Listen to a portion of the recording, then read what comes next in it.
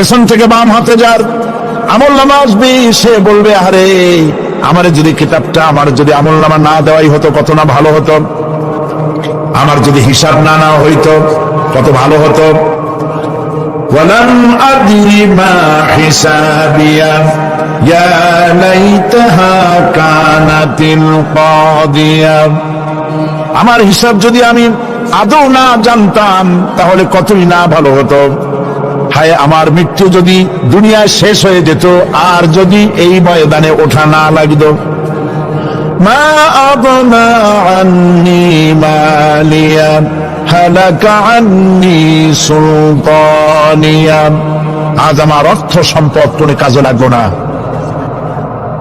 আমার ক্ষমতা প্রতিপত্তির কোনো কাজে লাগলো না। বড় বড় বাদশা, বড় বড় প্রেসিডেন্ট, প্রধানমন্ত্রী কিয়ামতে এতিমের মতো দাঁড়ায় থাকবে, বলবে আমার দলবল কই, যারা সেলুট দিত তারা কই, টাকা কই, পয়সা কই, বিষয় কই, সম্পত্তি কই, কিচ্ছু পাবে না। প্রিয় ভাই সব, এই পৃথিবীতে ক্ষমতা যতদিন থাকে পুলিশ সেলুট মারে, আর্মি সেলুট মারে। আমল যদি খারাপ হয় ফেরেশতা যে কি দিয়া মারবে চিন্তাই করতে পারেন। আমি লক্ষ্য করেছি পুলিশ, বিডিআর, আর্মি যখন সেলুট দেয় দুই রকম মারে, হাত দিয়া মারে আর বুট পায়ে আছে, এক জুতা আর এক জুতার সাথে ঠস করে আরেকটা লাগা। আমি চিন্তা করছি দুইটা দেয় কেন, হাত দিয়েও দিল পাও দিয়েও দিল, অর্থ কি? অর্থ পরিষ্কার। সরকারের মন্ত্রী, সরকারের লোক, আপনি আমার সেলুট পাইতে পারেন, ব্রিটিশ নিয়মে মারল হাত দিয়া, আর একটা ইশারা দিয়া দিল, মারে হতি ইশারা। সরকারে থাইকা যদি জনগণের সর্বনাশ করেন, মুসলমান দেশের তথ্য পাচার করে মুসলিম দেশের স্বাধীনতা যদি হরণ করতে চান, আর যদি ধরা পড়েন তাহলে হাত দিয়া না ওইটা দিয়ে মারব।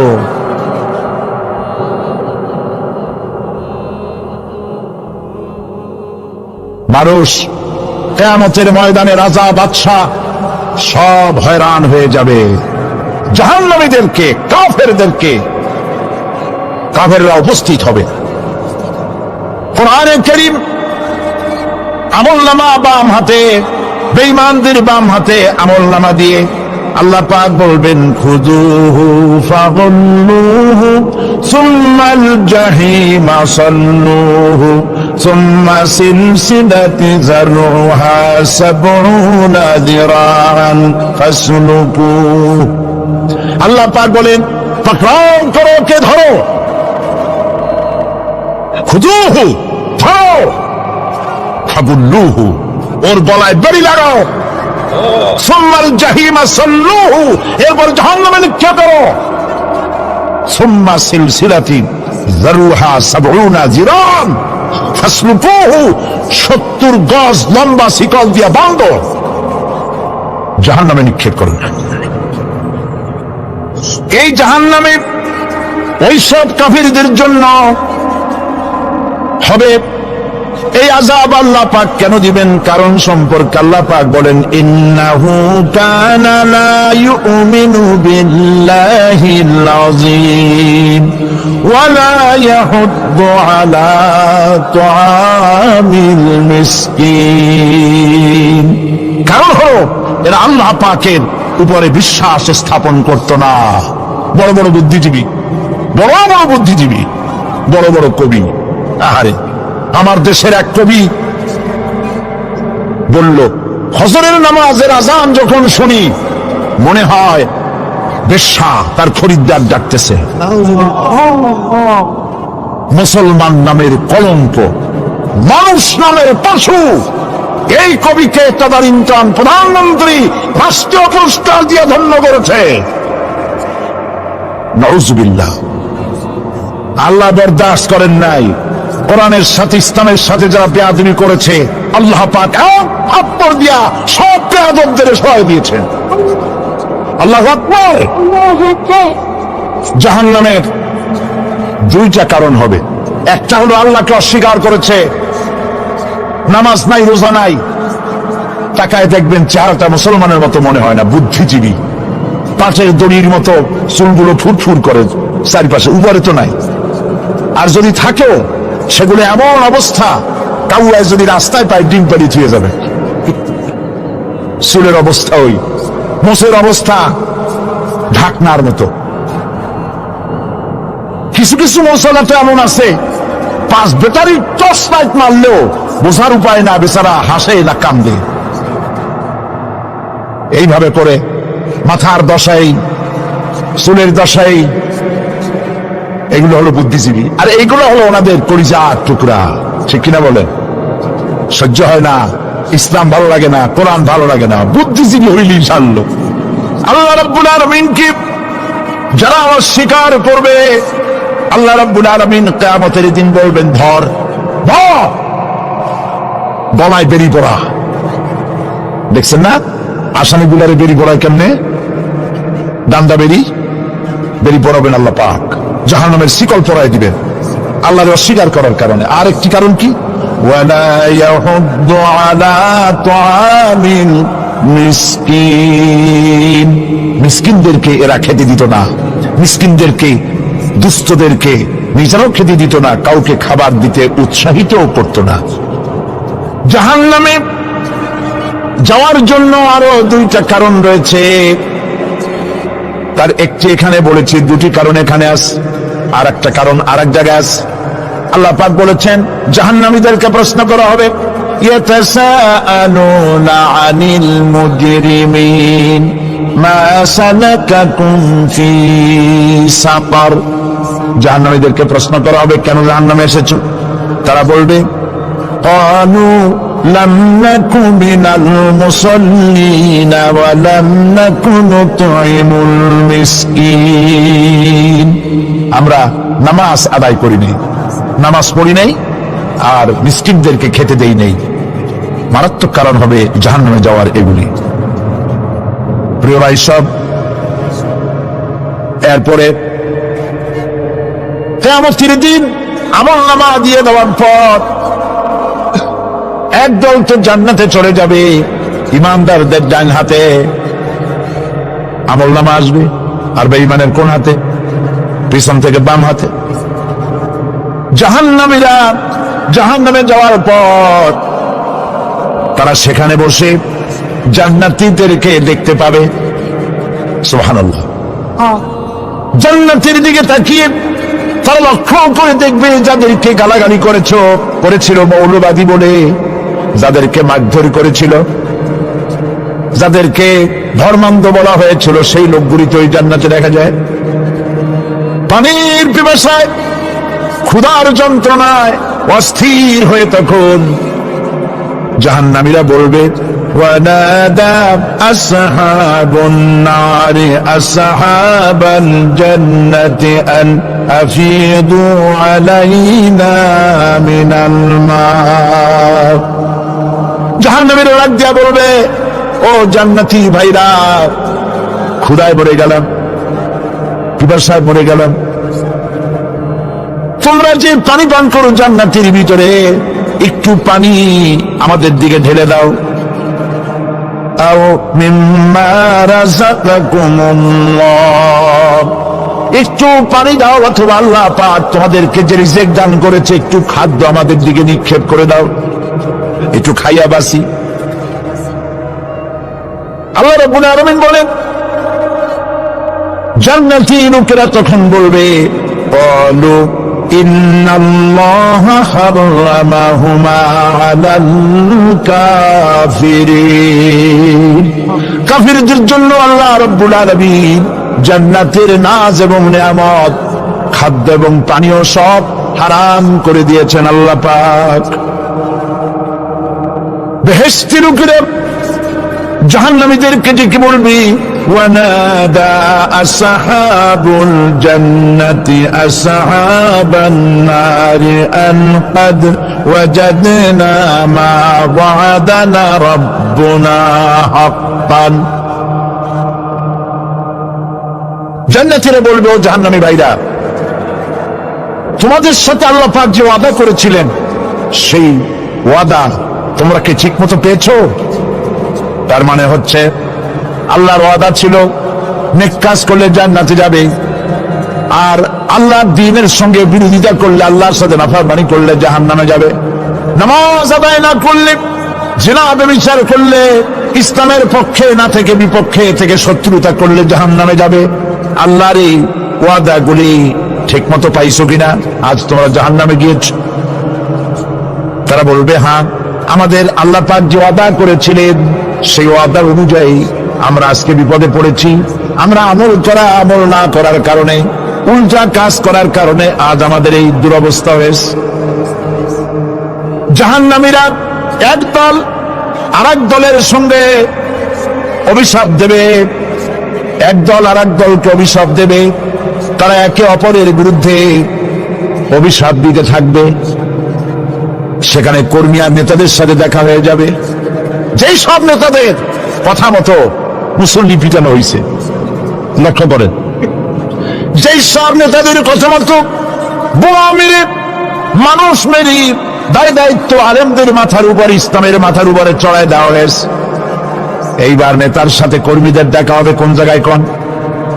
কোন জায়গায় দেখা হবে? দেখা যখন হয়ে যাবে, কর্মীরা সেখানে নেতাদেরকে অভিশাপ দিয়ে বলবে, ওয়াকালু রব্বানা ইন্না আতা'না সাদাতানা ওয়া কুবারা'ানা ফাআযাল্লুনা সাবিলা। এরা বলবে আল্লাহর কাছে, রব্বুল আলামিন, এই নেতারা আমাদেরকে বিভ্রান্ত করেছে, তাদের কথা অনুযায়ী চলেছিলাম, ওরা আমাদেরকে যা যা করেছে তাই বলেছি। আমরা মানুষ মেরেছি, আলেমদেরকে মেরেছি, আর নিজেরা ঘটনা ঘটাইয়া ইসলামের উপরে চাপাই দিস এই নেতাদের কথা মতো। কর্মীরা বলবি, রব্বানা আতিহিম দিফাইনি মিনাল আযাবি ওয়ালআনহুম লা'নান কাবীরা।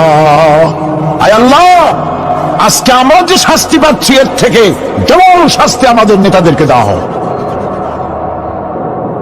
নেতাগুলো আসে, লম্বা লম্বা বক্তৃতা করে যায়। কোন নেতা বলে, আমার কর্মীরা খবরদার, নামাজ ছেড়ো না বাবারা, নামাজ পড়ো, কোরআন শরীফ পড়ো, হাদিস শরীফ পড়ো, ইসলাম অনুযায়ী চলো। বলে বলে বলে না, বলবে না। বললে তো খুব খারাপ, মৌলবাদী হয়ে যাবে, স্বাধীনতা বিরোধী, ইসলামের কথা বলছে, মুখে দাড়ি। নাউজুবিল্লাহ, বলে নাউজুবিল্লাহ। সেই সময় ওয়াদার প্রাপ্ত জাহান্নামীরা বলবে, وقال الذين كفروا ربنا أرنا الذين أضلانا من الجن والإنس। কাফেররা তারা বলবে, আয় আল্লাহ, কে আমাদেরকে গোমরাহ করেছিল, তোমার দ্বীনের রাস্তা থেকে কারা সরায় দিয়েছিল, জেনেদের মধ্যে, মানুষের মধ্যে একটু দেখায় দাও। আরেনাল লাদাইনে আদাল্লানা, গোমরাহ করেছিল কারা, একটু দেখায় দাও। নাজআলহুমা তাহতা আকদামিনা লিয়াকুনা মিনাল আসফালিন। আমরা তাদের কাজকে পদদলিত করব, পায়ের নিচে রাখবো। সেদিন কর্মীরা নেতাদের সম্পর্কে এই কথা বলবে।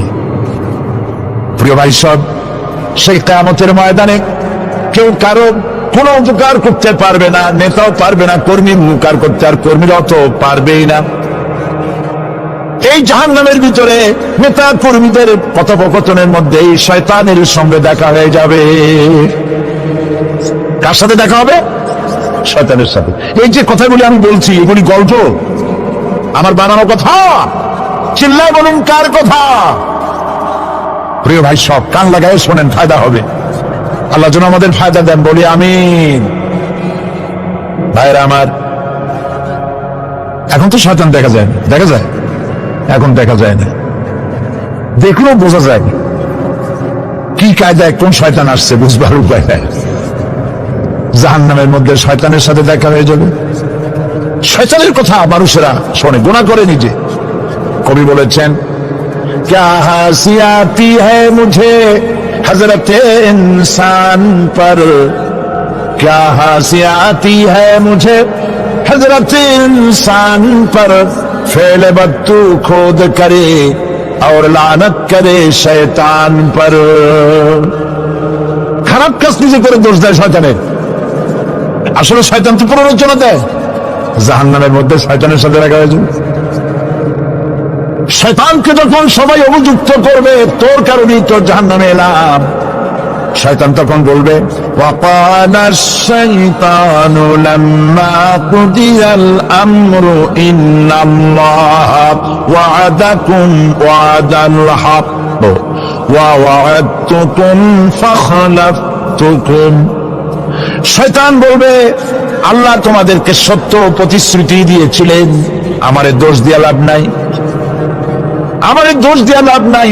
আল্লাহ পাক সত্য ওয়াদা করেছিলেন, তিনি ওয়াদা করেছিলেন তার কথা যদি শোনো, নামাজ যদি আদায় করো, জেনা যদি না করো, মদ জিয়া যদি না খেলো, সুদ ঘুষ যদি না খাও, আল্লাহ জান্নাত দান করবে। এটা ছিল তার ওয়াদা। আল্লাহ তার ওয়াদা পালন করে যারা তার হুকুম মেনে চলেছে তাদেরকে জান্নাত দান করেছেন। আর আমার ওয়াদা ছিল ভিন্ন। আমি ওয়াদা করেছিলাম ঈদ ড্রিঙ্ক আর বিমেরি, খাওয়ার ফুর্তি করো, দুনিয়াটা মস্ত বড়, দুনিয়া কা মজা লে লো, দুনিয়া তোমারি হ্যায়। শয়তানের কথা। কার কথা? শয়তানের কথা। শয়তানের কথা বলছো। শয়তান বললো, আমি বললাম পরকাল নাই, দেয়ার ইজ নো গড। বুদ্ধিজীবী মার্কা কথা। শ্রেষ্ঠ বুদ্ধিজীবী কে? চিল্লায় গড। আমি অনেকগুলো ওয়াদা করছিলাম, এইটা নাই সেইটা নাই, আল্লাহ রসুলের কথা মানা মানার দরকার নাই। এমনি করে আল্লাহ যে ওয়াদা করেছিলেন সমস্ত ওয়াদা তিনি পালন করেছেন, আর আমি যে ওয়াদা করেছিলাম আজ আমি খেলাফ করলাম। এমন জায়গায় বলবে যে এইটারে শোধ করার, এটা সংশোধন করার আর কোন উপায় নাই। শয়তান আরো বলবে ওয়ামা কানা লি আলাইকুম মিন সুলতান, আর আমি যে ওয়াদাগুলি করেছিলাম এর পিছনে কোনো দলিল ছিল না। আলেমরা কথা বলছে, কোথায় কোথায় কোরআন বলছে, হাদিস বলছে। লক্ষ্য করে শুনতেছেন আপনারা? আলেমরা কথা বলেছে, কোথায় কোথায় কোরআন আর হাদিসের দলিল পেশ করেছে, আল্লাহর কথা রাসূলের কথা পেশ করেছে। ওয়ামা কানা লি আলাইকুম মিন সুলতান, আর আমার কথার ভিতর কোনো দলিল ছিল না। আন্দাজে কয়ে গেছি, ভয়ের আমার, বোনের আমার, দিলাম একটা ডাক, ডাইরে তাকানো বায়ে তাকানো নাই, সবাই দিলাম দৌড়। এখন আমার দোষ দাও কেন? এইসব দোষ দিয়ে কি লাভ নাই। ইল্লা আন দাউতুকুম ফাস্তাজাবতুম লি, আমি কি করছি? আমি একটা বক্তৃতা দিলাম, জ্বালাময়ী একটা ভাষণ দিলাম, আমি একটা আহ্বান জানালাম, কোন চিন্তা ভাবনা না করে আমার পিছনে তোমরা দৌড় দিয়েছ। কে বলবে? আহারে, আল্লাহ কি কোনো কথা গোপন রাখছেন? কোন গোপন রাখছেন? সব বলে দিয়েছে। কেন চিন্তা নয়? নেতা একটা সে মঞ্চে দাঁড়ায় বক্তৃতা করতেছে, বেটা সারা জীবনে নামাজ পড়ে না, চেহারার দিকে তাকাইলে মনেই হয় না মুসলমান। মরলে পরে ভেস্তা পর্যন্ত আশ্চর্য হয়ে যাবে, বেটা তুই শ্মশান দিয়ে কবরে আসছিস কেন?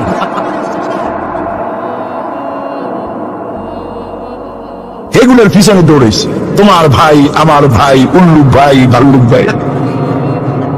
আজিব আজিব, কার পেছনে দৌড়াও? তুমি কি চিন্তা করে দেখবে না কোন বেটার পিছনে দৌড়াই? শয়তান বলবে আমি শুধু একটা দাওয়াত দিয়েছিলাম, আমার দাওয়াত, আমি একটা আহ্বান করেছিলাম, কোনো বিবেচনা না করে, আমার চরিত্র, আমার আখলাক না দেখে আমার পিছনে পেছনে দৌড়াইছ। মা আনা বিমুসরিখিকুম ওয়া মা আনতুম বিমুসরিখি, আজ আমি তোমাদের কোনো সাহায্য করতে পারবো না। আমি তোমাদের চাইতেও বড় বিপদে আছি, তোমরা আমার সাহায্য করতে পারবে না। নাউযুবিল্লাহি মিন যালিক। আরে কি ভাই, উপায় থাকবে? এরপরে জাহান্নামের নেতাদের সাথে অনুসারীদের আর একবার দেখা হবে। আল্লাহ রাব্বুল আলামিন বলেন, এবার অনুসারীরা নেতাদেরকে ডেকে বলবে, শয়তানের কাছে পাত্তা পাবে না। শয়তান বলবে, যা বাচ্চা, আমার কথা শুনছিলি কেন? আমি নিজেই বিপদে আছি। জাহান্নামেরা এরপরে দেখা হবে, তাদের নিজেদের নেতাদের সঙ্গে দেখা হয়ে যাবে। এই তো বড় বাবাজিরে পাইছি, وقال الضعفاء للذين استكبروا إنا كنا لكم تبعا فهل أنتم مغنون عنا من عذاب الله من شيء। অনুসারীরা সেদিন নেতৃবৃন্দকে বলবে, আমরা তোমাদের অনুগামী ছিলাম, ও নেতারা যা কইছো তাই শুনছি, যা বলেছ তাই শুনেছি, যারে মারতে বলছো তারে মারছি, সারা রাত তোমাদের কথা মতো ইসলামের বিরোধিতা করছি, করছে না? যা বলেছো তাই করেছি। এখন তোমরা কি পারো? আমরা তো অনুসারী ছিলাম। ফাহাল আনতুম মুগনুনা আন্না মিন আযাবিল্লাহি মিন শাই। আজকে দুনিয়াতে এত বাহাদুরি করছো, আজ এই জাহান্নামের ভিতরে একটু আযাব কি কমাই দিতে পারো নাকি? নেতারা বলবে, ক্বালু লাউ হাদানা আল্লাহ লাহাদাইনাকুম সাওয়াউন আলাইনা আজাযনা আম সাবারনা মা লানা মিন মাহিস। নেতারা বলবে, আল্লাহ যদি আমাদেরকে হেদায়েত করতেন, হেদায়েত দিতেন, আমরাও তোমাদেরকে হেদায়েত দিতাম। আজ ধৈর্য ধরো আর না ধরো, তোমাদের অবস্থা আর আমার অবস্থা সমান সমান। জাহান্নাম ছাড়া আজ আর কোনো গতি নাই, কিচ্ছু করার উপায় নাই, সব সর্বনাশ হয়ে যাবে। খাসিরা দুনিয়া ওয়াল আখিরা যালিকা হুয়াল খুসরানুল মুবিন। এটাই হলো, দিনও গেল, দুনিয়াও গেল, আমও গেল, সালাম, সব শেষ। প্রিয় ভাইয়েরা আমার, এরপরে আল্লাহ পাক বলছেন, জাহান্নামীরা তাদেরকে কোনো ভালো খাবার দেওয়া হবে না। লা ইয়াযুকুনা ফিহা বারদাও ওয়ালা শারাবা। কোন ঠান্ডা পানি তারা সেখানে পাবে না। কি পাবে? টকবগে উত্তপ্ত গরম পানি। আর ঘা হইলে, শরীরে ঘা হলে তার থেকে কি বের হয়? পুজ, ক্ষতের ক্ষরণ পুজ আর টকবগে গরম পানি, এগুলি দেওয়া হবে। নাউযু বিল্লাহি মিন যালিক। ভাইরা আমার, আল্লাহ পাক কোরআনে কারীমের মধ্যে বলেন, তুসকা মিন আইনিন আনিয়া লাইসা লাহুম তাআমুন ইল্লা মিন দারি'in লা ইউসমিনু ওয়া লা ইউগনি মিন জু'। টকবগে ফুটন্ত পানি তাদেরকে পান করানো হবে, কাঁটা যুক্ত ঘাস খেতে দেওয়া হবে। এতে করে তাদের ক্ষুধা মিটবে না, দেহেরও কোনো পুষ্টি হবে না, ক্ষুধা অনিবৃত্ত হবে না। এরপরে তাদেরকে জাহান্নামের আগুন দিয়ে তাদের পোশাক বানানো হবে। নাউযুবিল্লাহ। জাহান্নামের পোশাক পরিয়ে দেওয়ার কারণে আল্লাহ পাক বলছেন, শরীরটা পুড়ে ঝলসে যাবে। কুল্লামা নাদিজাত জুলুদুহুম বাদদালনাহুম জুলুদান গায়রাহা লিয়াযুকুল আযাব। চামড়া পুড়ে শেষ হয়ে যাবে, আবার নতুন করে চামড়া পরানো হবে, যাতে করে শাস্তির তীব্রতা অনুভব করতে পারে। জাহান্নামের আযাব সহ্য করতে না পেরে জাহান্নামীরা সব কিছুর বিনিময় জাহান্নাম থেকে মুক্তি চাইবে। ইয়াওয়াদ্দুল মুজরিমু লাউ ইয়াফতাদি মিন আযাবিন ইয়াওমাইযিন বিবানিহি ওয়া সাহিবাতিহি ওয়া আখিহি। সেদিন অপরাধীগণ চাইবে তার স্ত্রী, তার আত্মীয় স্বজন, ভাই বোন, সাহায্যকারী, নিকটবর্তী পরিবার, সকলের বিনিময়, এমনকি ওয়ামান ফিল আরদি জামিআন, পৃথিবীর সব কিছু যদি তাকে দেওয়া হয়, তার বিনিময়ে সে জাহান্নাম থেকে মুক্তি পাওয়ার জন্য কাকুতি করবে, আপত্তি করবে, বাঁচার চেষ্টা করবে। কিন্তু আল্লাহ রাব্বুল আলামিন পরিষ্কার করে বলেছেন, জাহান্নাম থেকে কাফেরদের মুক্তির কোনো উপায় নাই। খালিদিনা ফিহা আবাদান, চিরকালের জন্য তাদেরকে জাহান্নামে থাকতে হবে। এই জাহান্নামের কঠিন শাস্তি থেকে বাঁচার জন্য আল্লাহ রাব্বুল আলামিন কোরআনে কারীমের মধ্যে বলেছেন, ইয়া আইয়ুহাল্লাযীনা আমানু কু আনফুসাকুম ওয়া আহলিকুম নারা। হে বিশ্বাসীরা, জাহান্নামের আগুন থেকে নিজেকে বাঁচাও এবং পরিবারের লোকদেরকে বাঁচাও। বড় কঠিন জায়গা। পড়েন আমার সাথে, আল্লাহুম্মা আজিরনা মিনান নার। সবাই পড়েন, আল্লাহুম্মা আজিরনা মিনান নার। আল্লাহ তাআলা জাহান্নাম থেকে আমাদেরকে মুক্তি দাও। জোরে বলেন আমিন। নবী করিম সাল্লাল্লাহু আলাইহি ওয়াসাল্লাম বলেছেন, মাগরিবের পরে 7 বার, ফজরের পরে 7 বার আল্লাহুম্মা আজিরনা মিনান নার পড়বেন, আল্লাহ পাক জাহান্নাম থেকে মুক্তি দিবেন। তবে হ্যাঁ, খালি এই আজিরনা মিনান নার বললেই যে জাহান্নাম থেকে মুক্তি হবে তা না। জাহান্নামে যাওয়া লাগে যেসব কাজ করলে সেই সব কাজ থেকে নিজে বাঁচো, আহল আয়ালদের বাঁচাও। নিজেও জাহান্নাম থেকে বাঁচার চেষ্টা করলাম না, সন্তানদেরকে জাহান্নাম থেকে বাঁচাবার জন্য চেষ্টা করলাম না, আল্লাহর কাছে মহা মুসিবতে পড়ে যাব। সেই জন্য আল্লাহ পাক বলছেন, ইন্নাহুম কানু লা ইয়ারজুনা হিসাবা। এই লোকগুলি হিসাব নিকাশ যে দেওয়া লাগবে কিয়ামতের ময়দানে, এটা তারা আশাই করতো না, বিশ্বাসও করতো না যে হিসাব নিকাশ হবে কিয়ামতে।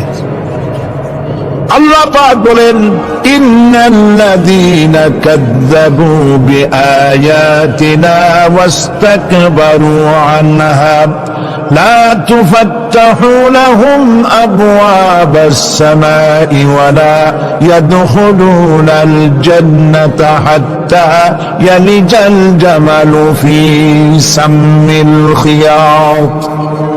আল্লাহ পাক বলছেন, যারা আমার আয়াতকে অস্বীকার করেছে, মিথ্যা মনে করেছে এবং অহংকার করেছে, আমাকে অমান্য করেছে, এই সমস্ত লোকগুলি, তাদের জন্য আকাশের দরজা খোলা হবে না, আর তাদের জন্য তারা জান্নাতেও যেতে পারবে না। একটি সূচের ছিদ্র পথে উষ্ট্র গমন করা সম্ভব। কথা বুঝতে পারছেন? সুয়ের ছিদ্র দিয়া একটা উট গমন করা সম্ভব, কিন্তু এই সমস্ত মানুষগুলি জান্নাতে যাওয়া এর থেকে অসম্ভব। কোনদিন এরা জান্নাতে যেতে পারবে না।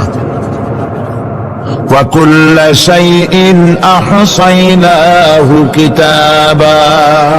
আর আমি সমস্ত কাজগুলি, ওরা মনে করেছিল যে আমি বুঝি তাদের হিসাব নিকাশ রাখতেছি না, আমি গুনিয়া প্রত্যেকটি জিনিস হিসাব করে একটি কিতাবের মধ্যে লিপিবদ্ধ করে রেখেছিলাম। সুবহানাল্লাহ।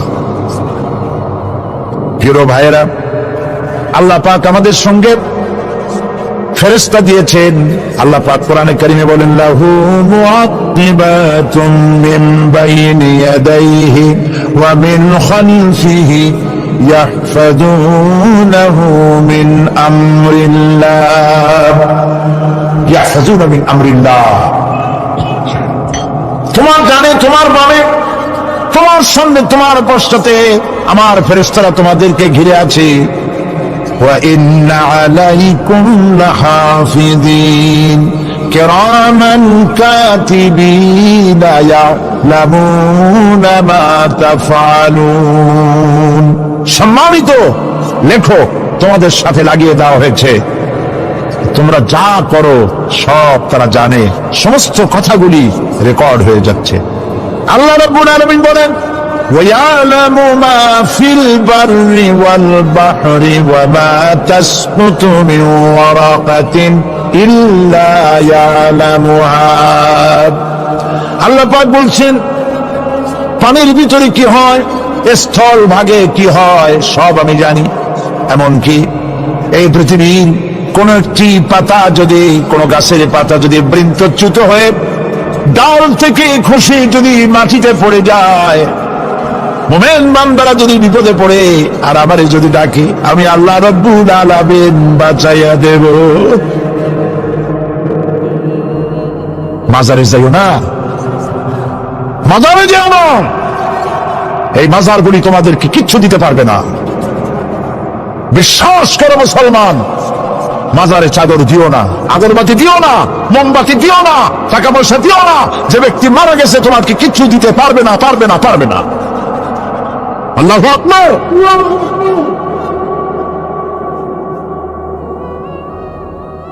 প্রিয় ভাই সব, আল্লাহর ওলিদের মাজার সংরক্ষিত থাকবে, আল্লাহর ওলিদের মাজার সংরক্ষিত থাকবে। আপনি যাইয়া বসছেন কোনো কারণে, সেখানে জিয়ারতের উদ্দেশ্য নয়, কখনোই নয়। যে বসছেন সিলেটে, এখন শাহজালাল রহমতুল্লাহ আলাইহির মাজার জিয়ারত করতে পারেন, কিন্তু নিয়ত করে যাইতে পারবেন না, রাসূলুল্লাহ নিষেধ করেছে। আল্লাহর নিষেধ, আল্লাহর আদেশ মানা যেমন ফরজ, রাসূলুল্লাহর আদেশ নিষেধ মানা উম্মতের জন্য ফরজ। বাগদাদ গিয়েছেন ব্যবসা উপলক্ষে, বড় বিস্ময়ের মাজার জিয়ারত করেন, অসুবিধা নেই, কিন্তু এইখান থেকে নিয়ত করে বাগদাদে যাইতে পারবেন না মাজার জিয়ারত করার জন্য। আজমের গিয়েছেন কোন কর্ম উপলক্ষে, এবার খাজা মঈনুদ্দিন চিশতি রহমতুল্লাহ আলাইহির মাজার জিয়ারত করতে পারেন, কিন্তু জিয়ারতের উদ্দেশ্য করে যেতে পারবেন না। হাদিসে সুস্পষ্টভাবে নিষেধ করা হয়েছে।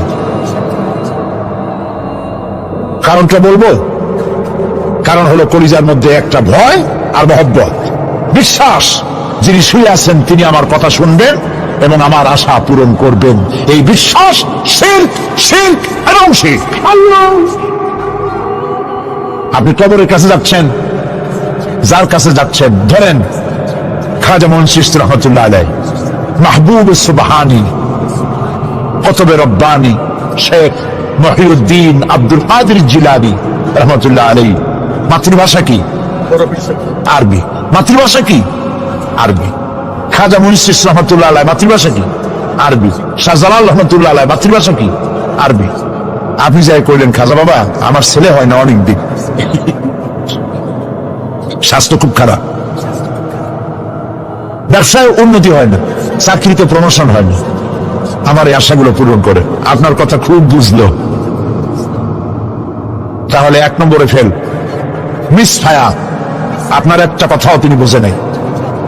2 নম্বরে যার কাছে আর্জি পেশ করলেন তিনি কবরে আছে না কোথায় আছে এটা কি আপনি জানেন? 2 নম্বর ফায়ার ফেল। 3 নম্বরে যদি থাকেও চেতনা আছে না ঘুমে আছে তাও কিন্তু আপনি জানেন না। যদি ঘুমের সময় করে থাকেন কোনো লাভ নাই, কোনো লাভ নেই। প্রিয় ভাই সব, এই জন্য চাইতে হবে এমন সত্তার কাছে যিনি সব ভাষা বোঝেন, যার কাছে কোনো ভাষা দুর্বোধ্য নয়, সব ভাষা যিনি সৃষ্টি করেছেন তার নাম বলেন। আর যিনি কখনো ঘুমান না তার নাম বলেন লা তাআখুযুহু সিনাতুন ওয়ালা নাওম, যার কোনো ঘুমও নাই তন্দ্রাও নাই। সুবহানাল্লাহ কবেন না? আজ থেকে নিয়ত করুন কোন মাজারে জীবনে কিছু চাইবো না, এটা কলিজার মধ্যে গাইছা নেন। কোন মাজারে কোন মরাফির কোন জাতাফির কারো কাছে কিছু চাইবো না। চাবো শুধু 1 আঙ্গুল আকাশের দিকে উঁচু করে জোরে বলেন কার কাছে? বলেন আল্লাহু আকবার। হাত নামান। কিয়ামতের দিন আমলনামা ছেড়ে দেওয়া হবে, আমলনামাগুলি যার যার হাতে আসবে, বেঈমানের পিছন থেকে বাম হাতে, ইমানদারের সামনে থেকে কোন হাতে? এই কথা একটু বলে শেষ করে দিই। আমলনামা যখন হাতে পাবে তখন সে বলবে, আমলনামা পড়ে বেঈমান ব্যক্তি বলবে মা বিহাদাল কিতাব লা ইউগাদিরু সাগীরাতান ওয়ালা কাবীরাতান ইল্লা আহসাহা। এটা কি আশ্চর্য কিতাব! একটা ছোট্ট পাপও বাদ পড়ে নাই, বড় পাপও বাদ পড়ে নাই। আমার তো বাঁচার পথ নাই। সে তখন অস্বীকার করবে এই পাপগুলি আমি করি নাই। কোরআনে কারীমে আল্লাহ রাব্বুল আলামিন বলেছেন আল-ইয়াওমা নাখতিমু আলা আফওয়াহিহিম ওয়া তুকাল্লিমুনা আইদিহিম وتشهد أرجلهم بما كانوا يكسبون। জবান বন্ধ, হাতে কথা বলবে, পায়ে সাক্ষী দেবে। হাত সব কথা বলে দেবে, পায়ে সাক্ষী দেবে। আর যখন কোনো উপায় থাকবে না, তখন বান্দা বলবে রব্বানা আখরিজনা না'মাল সালিহান গায়রাল্লাযী কুননা না'মাল। আয় আল্লাহ তাআলা, আর কোনো খারাপ কাজ করব না, আমারে আরেকবার দুনিয়ায় পাঠাও, এইবার যদি যাইতে পারি ভালো ভালো কাজ করে আসব। আল্লাহ কি আর পাঠাবেন? পাঠাবেন না। আল্লাহ পাক বলবেন আওয়ালাম নুআম্মিরকুম, হায়াত দিছিলাম না, বহুত সময় পাইছো, আমার কাজ করো নাই, আজকে আর পৃথিবীতে ফিরে যাওয়া যাবে না, বিচার হয়ে যাবে। বিচার হওয়ার পর একদল যাবে জাহান্নামে, আর একদল যাবে কোথায়? জান্নাতে। আল্লাহ রাব্বুল আলামিন হযরত মূসাকে ডেকে বললেন, মূসা রে, ভয় পাওয়ার কোনো কারণ নাই, প্রতিষ্ঠিত একটি সরকারের বিরুদ্ধে তোমাকে নামায় দিয়া ময়দানে তোমাকে আমি একা ছেড়ে দেই নাই, আমি আল্লাহ রাব্বুল আলামিন তোমার সাথে আছি। হাতের লাঠি ছেড়ে দাও। মূসা আলাইহিস সালাম লাঠি ছেড়ে দিলেন, লাঠি সাপ হয়ে গেল, হা করলো। জাদুকরদের তৈরি করা সমস্ত বাঘ, সিংহ, সাপ মূসা আলাইহিস সালামের লাঠি মার্কা সাপের পেটের মধ্যে গিয়া ঢুকলো। জাদুকরেরা মনে করলো আমরা যা দেখালাম তা তো জাদু, নিঃসন্দেহে। মূসা আলাইহিস সালাম যা দেখালেন তা নিঃসন্দেহে জাদু নয়, কারণ জাদু তো খেয়ে ফেলে দিয়েছে। কাজে জাদু যে জিনিসে খায় সেটা তো জাদু না, সেটা জাদুর বাবা অথবা দাদা। এটা ছিল মূসা আলাইহিস সালামের মুজিজা। হযরত দাউদ আলাইহিস সালামের মুজিজা ছিল, আল্লাহ রাব্বুল আলামিন তাকে মুজিজা দিয়েছিলেন, গলার সুন্দর আওয়াজ দিয়েছিলেন।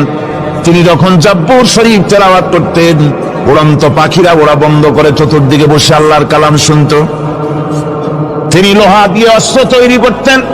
অস্ত্র বানাবার সময় আগুন দিয়ে লোহা পোড়ায় অস্ত্র বানাতে হয়। দাউদ আলাইহিস সালামের তার প্রয়োজন ছিল না। তিনি যখন লোহা হাতির ভিতরে নিয়ে চাপ দিতেন, লোহা পানি হয়ে আঙ্গুলের ফাঁক দিয়ে গলে পড়ে যেত। এটা ছিল তার মুজিজা। হযরত সুলাইমান, আল্লাহ রাব্বুল আলামিন তাকে মুজিজা দান করলেন। কোরআনে কারীমের ভিতরে রব্বুল আলামিন বলেন, হযরত সুলাইমান আলাইহিস সালাম সকাল বেলায় বিনা মেশিনে, বিনা ইঞ্জিনে তক্তার উপরে বসে যেতেন। তক্তা 1 মাসের পথ অতিক্রম করত। আবার সন্ধ্যা বেলায় বসতেন, এই তক্তা আর 1 মাসের পথ অতিক্রম করে যেত। ঈসা আলাইহিস সালামের মুজিজা ছিল, জন্মান্ধের চোখের উপরে হাত বুলিয়ে দিতেন, সঙ্গে সঙ্গে চোখ ভালো হয়ে যেত। কুষ্ঠব্যাধিগ্রস্ত লোকের গায়ে হাত বুলাতেন, সঙ্গে সঙ্গে কুষ্ঠব্যাধি ভালো হয়ে যেত। এই হলো তাদের মুজিজা। পয়গম্বরেরা বিদায় হয়ে গেলেন, মুজিজা বিদায় হয়ে গেল। দাউদ আলাইহিস সালাম বিদায় হলেন, মুজিজা সাথে নিয়ে গেলেন। তার উম্মতেরা ওই লোহাগুলি আর কেউ গলাতে পারে নাই, আজও কেউ গলাতে পারে না, হাত দিয়া চেপে ধরে। সুলাইমান আলাইহিস সালাম দুনিয়া থেকে বিদায় হয়ে গেছেন, মুজিজা নিয়ে কবরে চলে গেছেন। আজ আর তার অনুসারীরা অথবা দুনিয়ার কোন মানুষ বিনা ইঞ্জিনে তক্তায় বসে আর হাওয়ায় উঠতে পারবে না। মুসা আলাইহিস সালাম বিদায় হলেন, লাঠির মুজিজা চলে গেল। তার উম্মতেরা, তার অনুসারীরা কিয়ামত পর্যন্ত যদি 1000 চেষ্টা চালায়, লাঠিকে আর কোনোদিন সাপে পরিণত করতে পারবে না। ঈসা আলাইহিস সালাম, আল্লাহ রাব্বুল আলামিন তাকে উঠায় নিলেন, মুজিজা তিনি সাথে নিয়ে গেলেন। আজ তার কোটি কোটি, শত শত কোটি উম্মতেরা, দুনিয়ায় যারা তার উম্মত দাবি করে, খ্রিস্টানেরা 1000 যদি চেষ্টা চালায়, তবুও জন্মান্ধের চোখের উপরে হাত বুলিয়ে চোখ আর ভালো করতে পারবে না। কুষ্ঠব্যাধিগ্রস্ত লোকের গায়ে হাত বুলিয়ে কুষ্ঠব্যাধি ভালো করতে পারবে না। তার মানে হলো নবীরা যে যা যত মুজিজা পেয়েছিলেন, জীবদ্দশায় মুজিজা কাজে লেগেছে, দুনিয়া থেকে বিদায় হয়েছেন, মুজিজার সাথে নিয়ে গেছেন। কিন্তু আপনার আমার নবী, বিশ্ব নবী জনাব মুহাম্মদ রাসূলুল্লাহ সাল্লাল্লাহু আলাইহি ওয়াসাল্লামের কাছে আল্লাহ রাব্বুল আলামিন তাকে যত মুজিজা দিয়েছিলেন, 3000-এর উপরে আল্লাহর নবীর মুজিজা ঘটেছিল 23 বছরের নবুয়তের জীবনে। তার মধ্যে শ্রেষ্ঠ মুজিজা হতেছে কোরআন মাজিদ। আল্লাহর নবী বিদায় হয়ে গেলেন, মুজিজা সাথে নিয়ে যান নাই, মুজিজা রেখে গেলেন দুনিয়ায়। কিয়ামত পর্যন্ত দুনিয়াবাসী নবীর উম্মতেরা কোরআনের মুজিজা ব্যবহার করতে পারবে। কোরআনে কারীম রাসূল করিম সাল্লাল্লাহু আলাইহি সাল্লামের জীবনের শ্রেষ্ঠ মুজিজা। মানুষ পাগল হয়ে গেছে কোরআন শুনে। সুতরাং কোরআনের বৈশিষ্ট্য সকল দিক থেকে এক অপূর্ব একটি কিতাবে পরিণত করেছে, যা মানুষকে চিরকাল বিস্ময় হতবাক করে দিয়েছে। কোরআনের আরেকটি বৈশিষ্ট্য হচ্ছে কোরআন এক সময় নাজিল হয় নাই। 30 পারা কোরআন শরীফ একসাথে নাজিল হয়েছে না, কোরআন নাজিল হয়েছে আস্তে আস্তে ধীরে ধীরে। কত বছর লাগলো?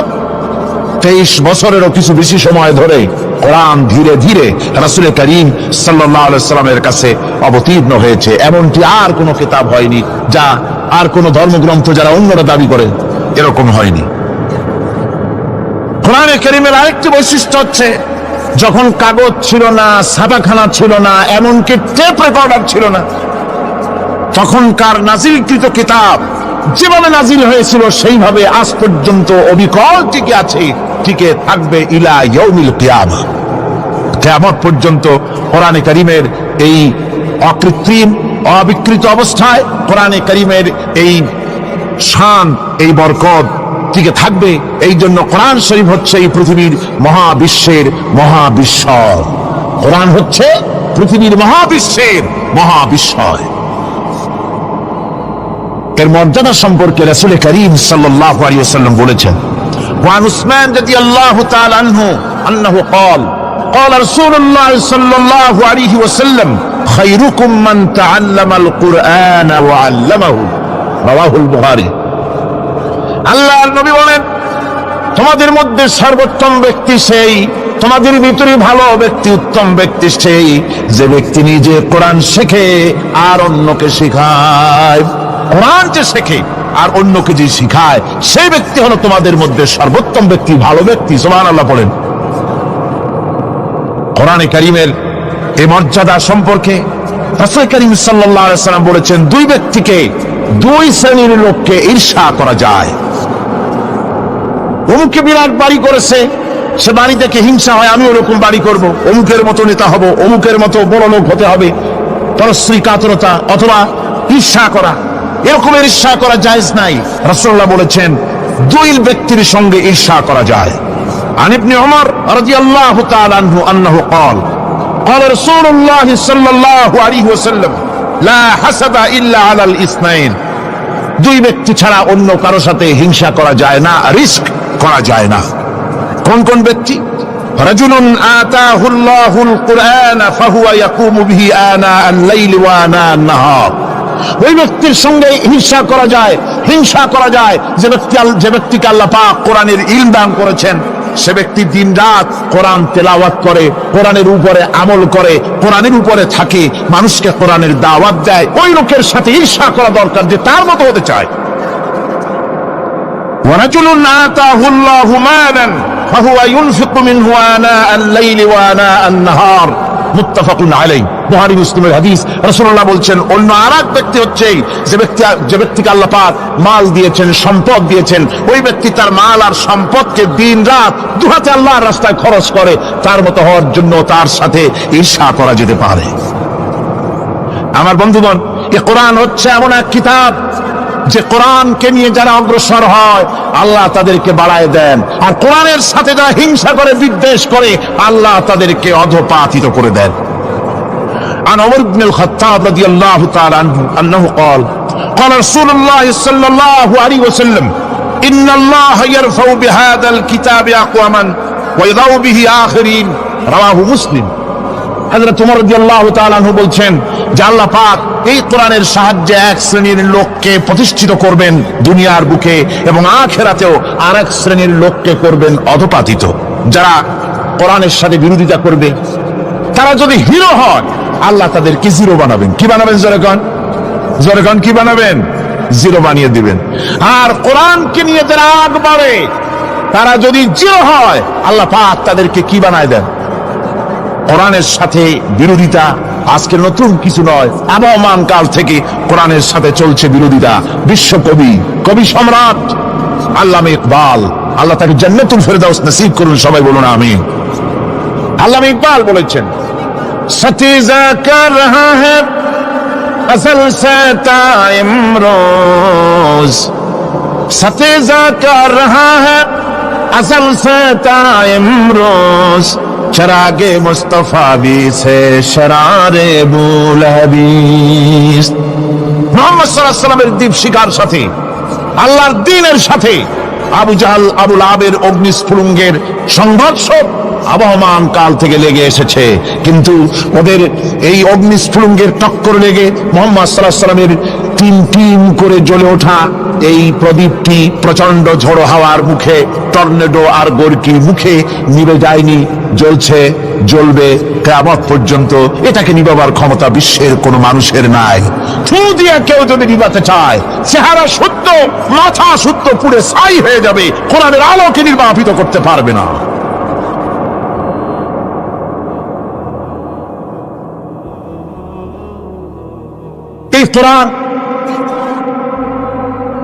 এই কোরআন যার সিনার ভিতরে থাকে, যার সিনার মধ্যে থাকে, সে হয় সমৃদ্ধ, আর যার সিনার মধ্যে থাকে না সে হয়। আল্লাহর নবী বলেছেন, ইন্নাল্লাযী লাইসা ফী জাওফিহি শাইউম মিনাল কুরআনি কাল বাইতিল খারিব। যেই দেহের ভিতরে কোরআন নাই, যেই দেহের ভিতরে, যেই সিনার ভিতরে কোরআন নাই, ওই মানুষটা হতেছে একটা সাড়া বাড়ির মতো, একটা উজাড় বাড়ির মতো, বিরান বাড়ির মতো। বিরান বাড়িতে কি থাকে? সাড়া বাড়িতে কি থাকে? কি কর? না না, ভূত কিসের? খামোখাই ভয় পান আপনারা। ভূত বলে কিছু নাই। হ্যাঁ, শয়তান থাকে, জিন থাকে, তারপরে ওর মধ্যে আর কি থাকে? উতুন পেঁচা থাকে, ইঁদুর থাকে, তেলাপোকা থাকে, উই পোকা থাকে, বাঁদর থাকে, উল্লুক থাকে, সাপ থাকে। রাসূলুল্লাহর কথা দেখেন, কি সুন্দর কথা, সুবহানাল্লাহ সুবহানাল্লাহ। যে দেহের ভিতরে কোরআন নাই, সারা বাড়িতে যা থাকে, পুরো বাড়িতে যা থাকে, বিরাট বাড়িতে যা থাকে, যে দেহে কোরআন নাই সেই দেহের মধ্যে তাই থাকে। আজ দেখুন বাংলাদেশের শিক্ষাঙ্গনে, কলেজ ইউনিভার্সিটিগুলিতে কোরআন পড়ানো হয় না, বলেন ঠিক কিনা? আমাদের বিশ্ববিদ্যালয়গুলিতে কোরআন পড়ানো হয়, তাফসীর পড়ানো হয়, হাদিস পড়ানো হয়। হাদিস, কোরআন, আল্লাহর কালাম পড়ানো হয় না বলে অবস্থা কি হয়েছে?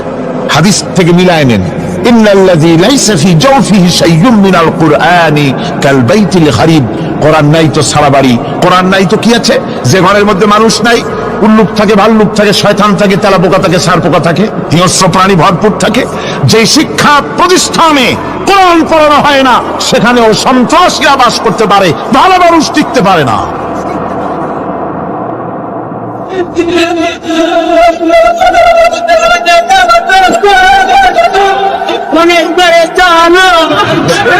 এই জন্য কোরআন যেখানে পড়া হয় না সেটা কবরের তুল্য, কোরআন যেখানে তেলাওয়াত হয় না সেটা কিসের তুল্য?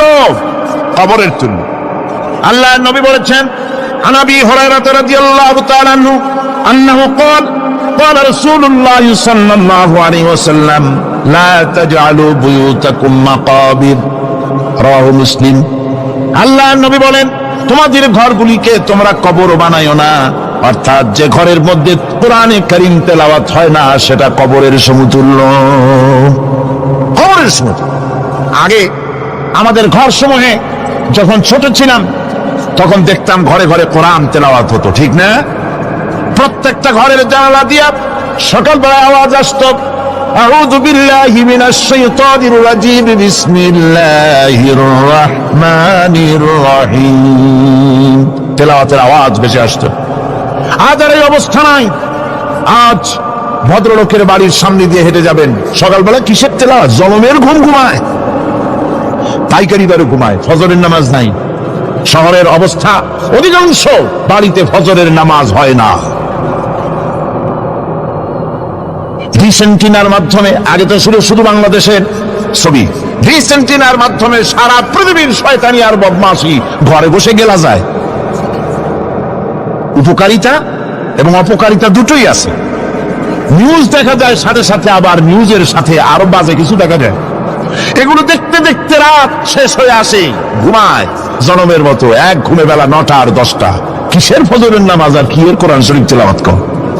এরপরে উঠলো 9টা 10টার সময়, উঠে তারপরে গানের মাস্টার এসে গেছে। তখন ইতিমধ্যেই গানের মাস্টার এসে গেছেন। কি দুর্ভাগ্যজনক সত্য কথা, ইংরেজি যে টিচার পড়ান, অঙ্ক যে টিচার করান, সপ্তাহে 3 ঘন্টা পড়াবেন, বেতন 2500 টাকা।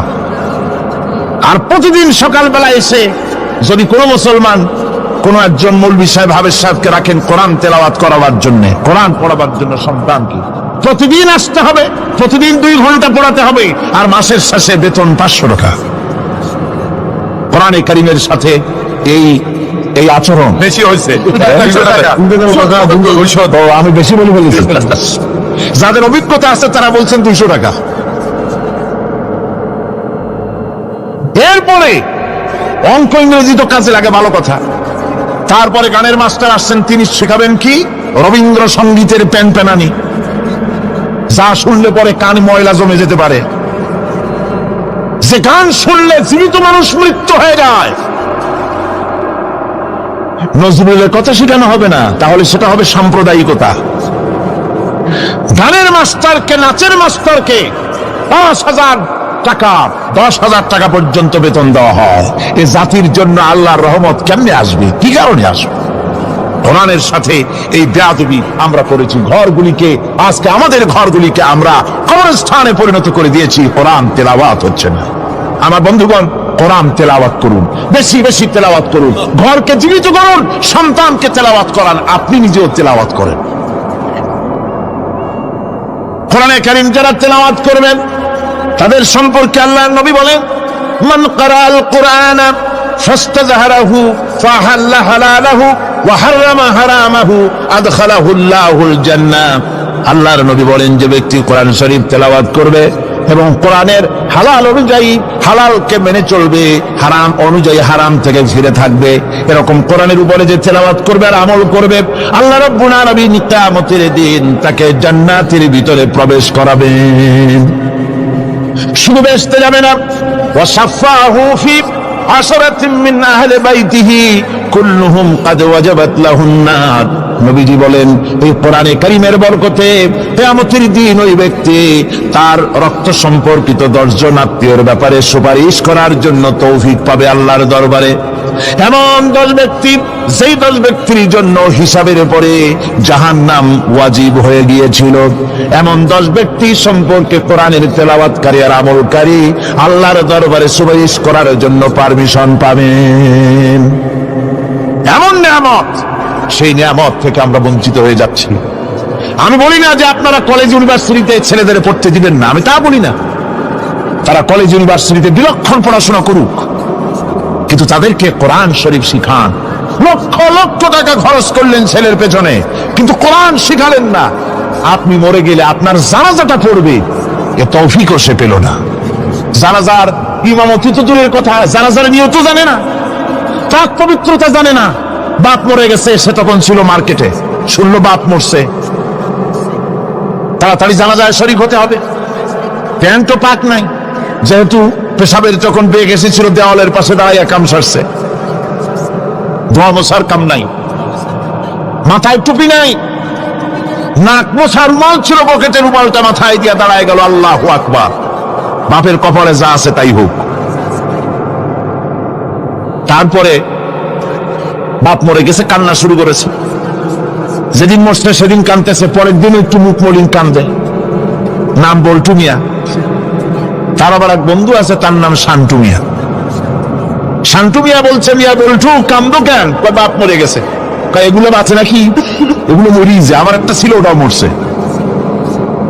চিরকাল কারো বাপ থাকে, সুতরাং এত মন খারাপ কেন?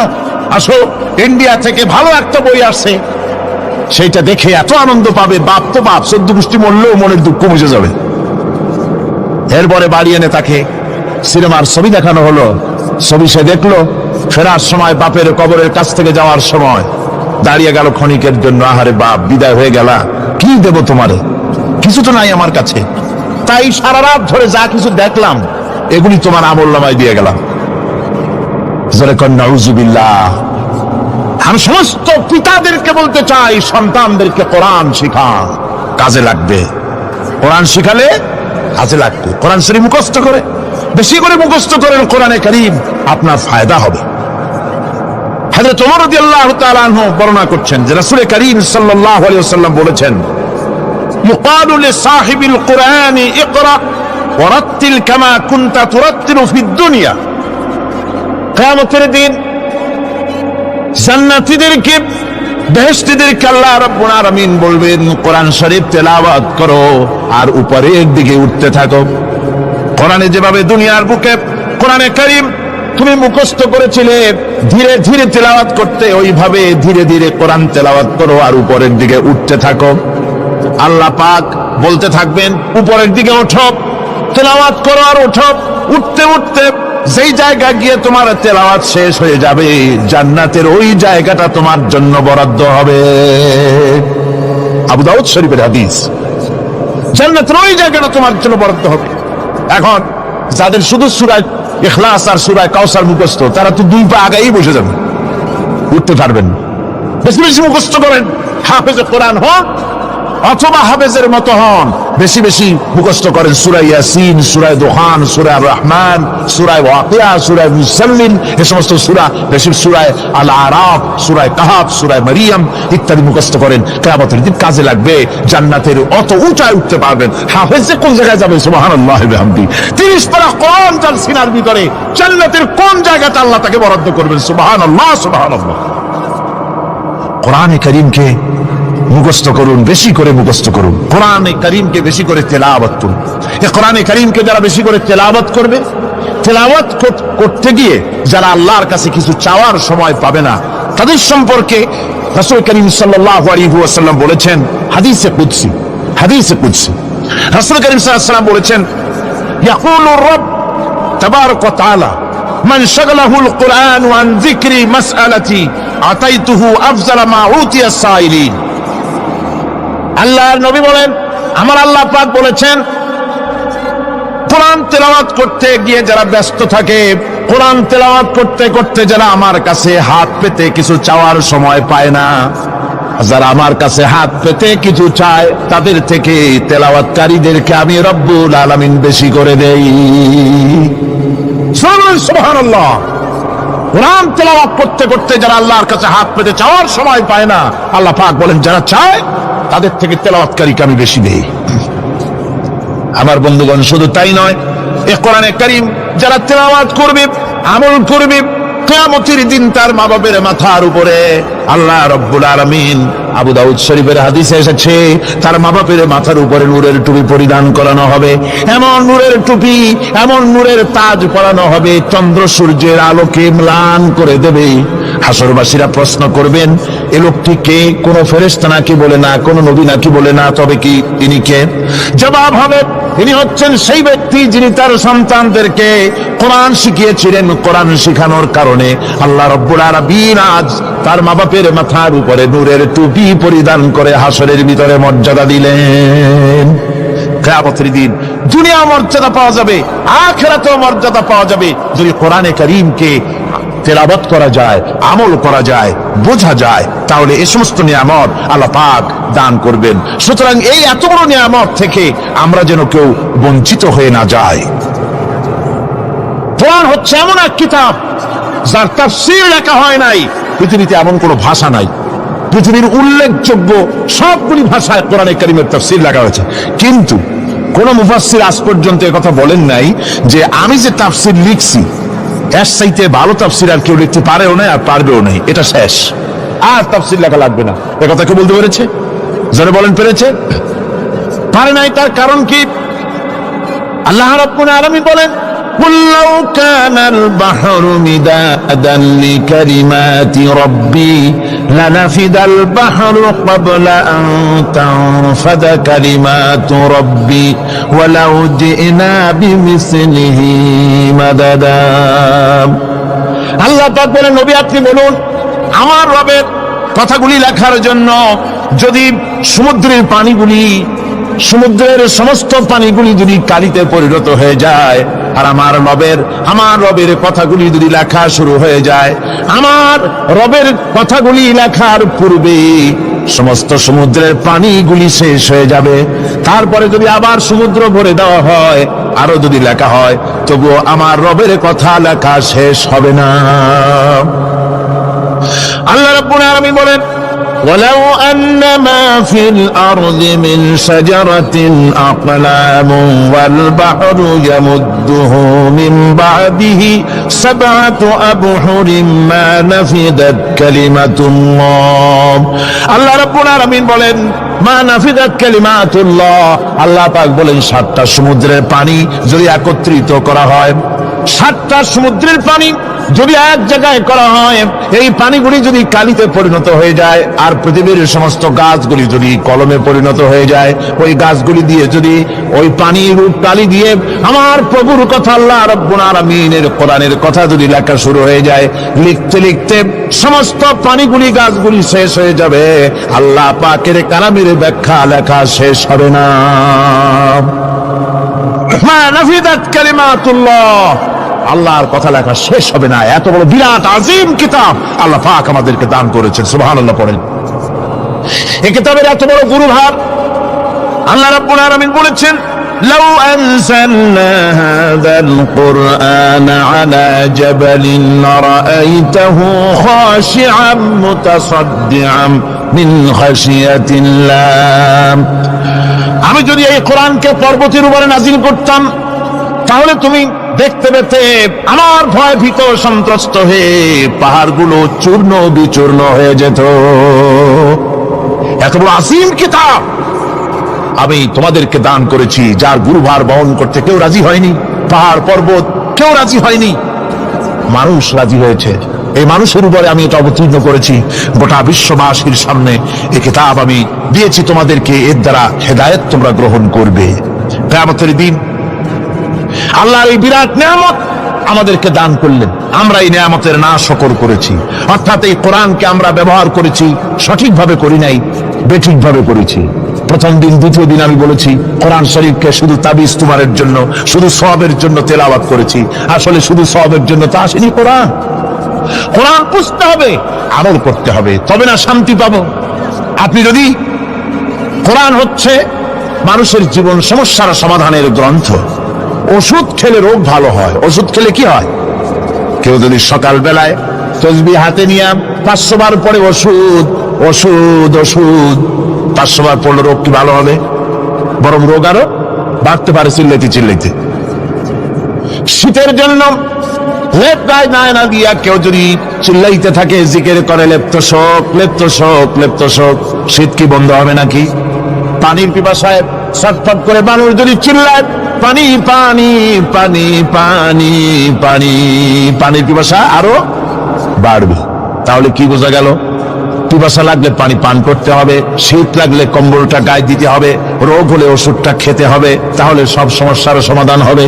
অনুরূপ ভাবে আমরা শুধু কোরআনে কারীমকে তেলাওয়াত করি সওয়াবের নিয়তে, তার হুকুমগুলি জীবনের উপরে আমল করি না বলে আজকের জীবন আমাদের বিপর্যস্ত হয়েছে। ব্যক্তিতে, পরিবারে, রাষ্ট্রে শান্তি নাই, কোথাও শান্তি নাই এই কারণে। আর কিয়ামতের দিন রাসূল আসামি করবেন তাদেরকে যারা কোরআন অমান্য করেছে। রাসূল হবেন বাদী। বাদী হবেন কে? যারা বলেন কে বাদী হবেন? রাসূল। আসামি হবে কারা?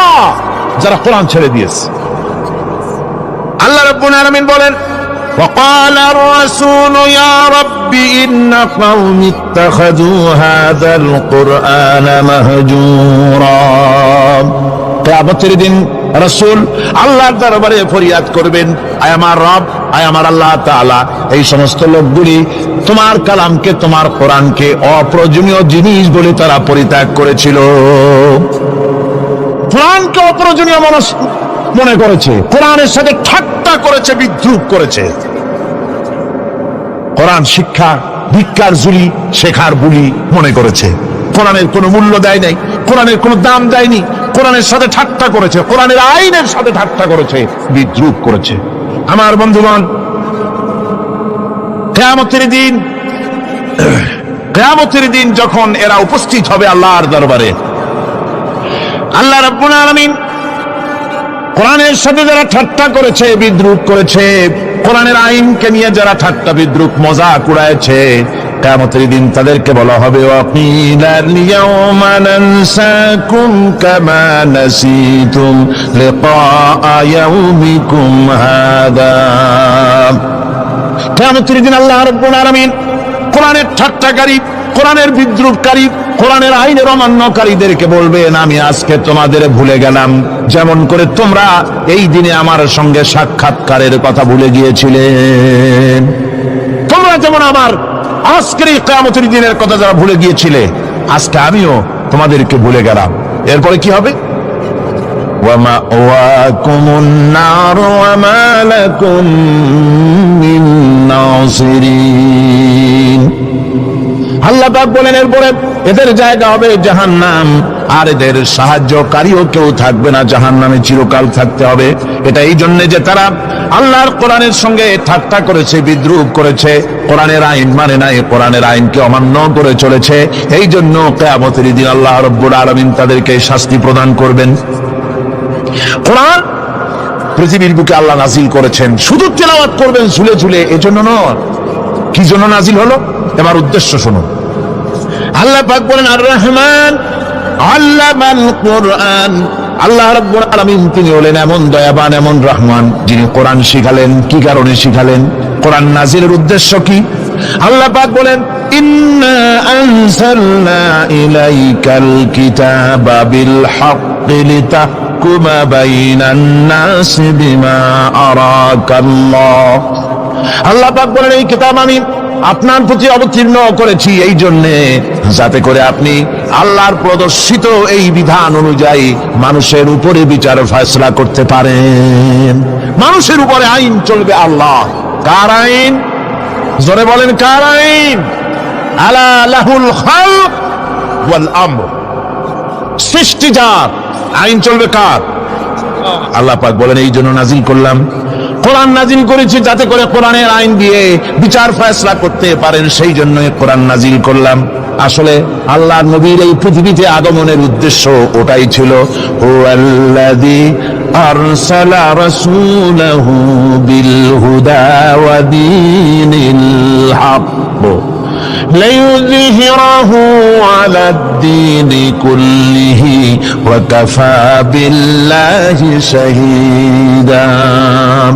আল্লাহ রাব্বুল আলামিন বলেন আমি আমার রাসূলকে দ্বীনে হক, সত্যের বিধান সহকারে দুনিয়ায় প্রেরণ করেছি। লিইয়ুযহিরাহু আলাদ-দীনি কুল্লিহি আয় লিইয়ুগলিবাহু আলা সাইরিল আদিয়ান। সমস্ত আদিয়ানে বাতিলের উপরে আমার দিনকে বিজয়ী করে দেওয়ার জন্য আমি রাসূলের কাছে কিতাব সহকারে তাকে অবতীর্ণ করেছি। এ দায়িত্ব শুধু মুহাম্মদ সাল্লাল্লাহু আলাইহি ওয়াসাল্লামের ছিল না, দুনিয়ার উপরে আল্লাহর দিন কায়েম করা, আল্লাহর বিধান অনুযায়ী মানুষের বিচার ফয়সালার দায়িত্ব শুধু মুহাম্মদ সাল্লাল্লাহু আলাইহি ওয়াসাল্লামের ছিল না, সমস্ত নবীদের ছিল। কাদের ছিল? সব নবীদের ছিল। فبعث الله النبيين مبشرين منذرين وأنزل معهم الكتاب بالحق ليحكم بين الناس।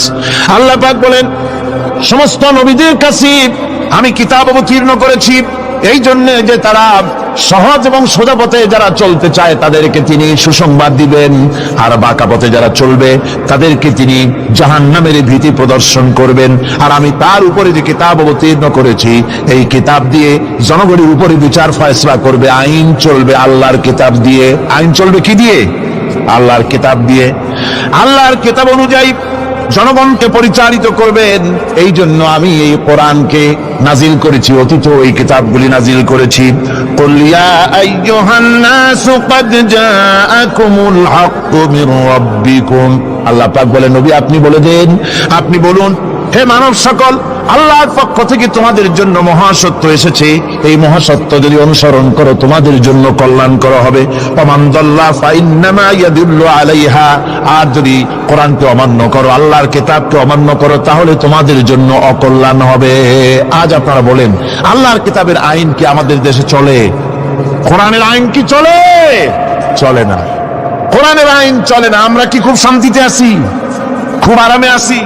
শ্রমিকরা তাদের শ্রমের মূল্য পায়, কৃষক তার উৎপাদিত পণ্যের সঠিক দাম পায়, নারী তার সতীত্বের মর্যাদা পায়, জনগণ কি আরামে ঘুমাতে পারে? না, জনগণ রীতিমতো দুবেলা পেট পুরে সমস্ত জনগণ খেতে পারে। এর একমাত্র কারণ হচ্ছে কোরআনের আইনকে অমান্য করা হয়েছে।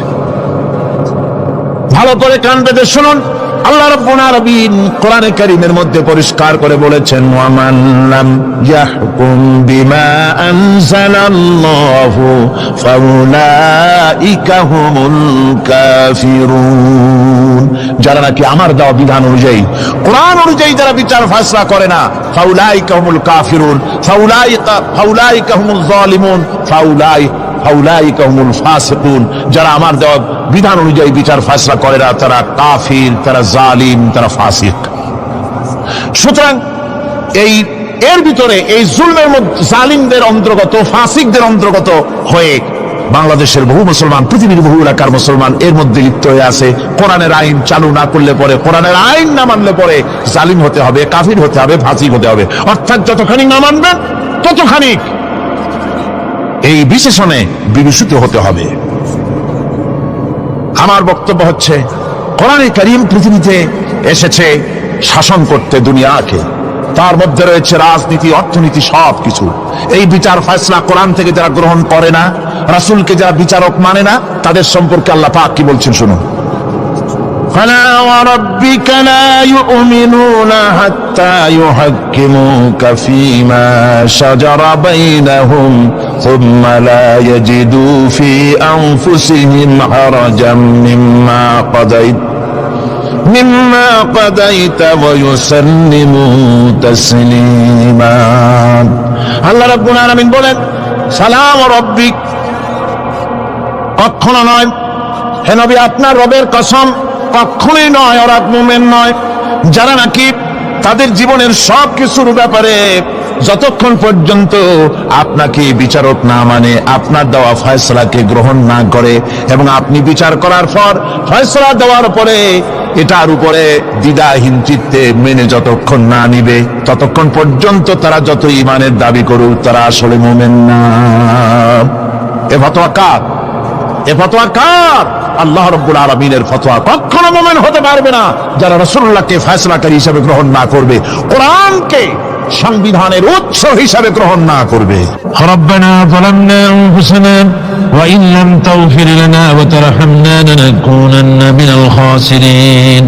রব্বানা লা তুযিগ কুলুবানা বা'দা ইয হাদাইতানা ওয়া হাব লানা মিন লাদুনকা রাহমাতান ইন্নাকা আনতাল ওয়াহ্হাব।